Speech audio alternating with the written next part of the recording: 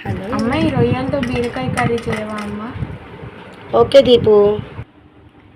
బీరకాయలు తీసుకున్నానండి, చాలా చిన్నవి, ఇంట్లో కాసిన బీరకాయలు. వాటిని ఇలాగా చెక్కు తీసేసుకొని 2 ఉల్లిపాయలు, 4 బీరకాయలు, 4 టమాటాలు ఇట్లా సన్న ముక్కల్లాగా కట్ చేసేసుకున్నానండి.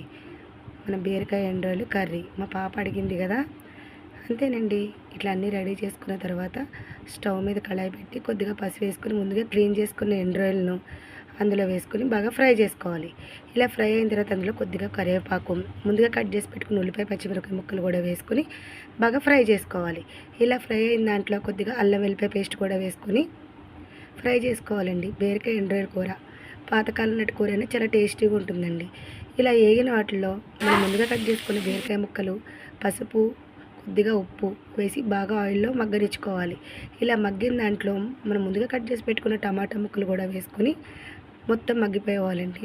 దీంట్లో ఇప్పుడు ఒక 2 స్పూన్స్ కారం, కొద్దిగా ధనియాల పొడి వేసుకొని బాగా కలుపుకొని కూర దగ్గరికి రానిచ్చుకోవాలి. కొద్దిగా వాటర్ కూడా వేయాల్సిన అవసరం లేదండి, అట్లా మగ్గిపోతుంది. అలాగే నేను 2 యాలక్కాయలు, ఒక దాల్చిన చెక్క, 2 లవంగాలు తీసుకొని ఇట్లా కచ్చా పచ్చా దంచుకొని ఉడుకుతున్న కూరలో ఫైనల్గా వేసుకున్నానండి. అంతే, బీరకాయ ఎండ్రాయిల్ కర్రీ రెడీ.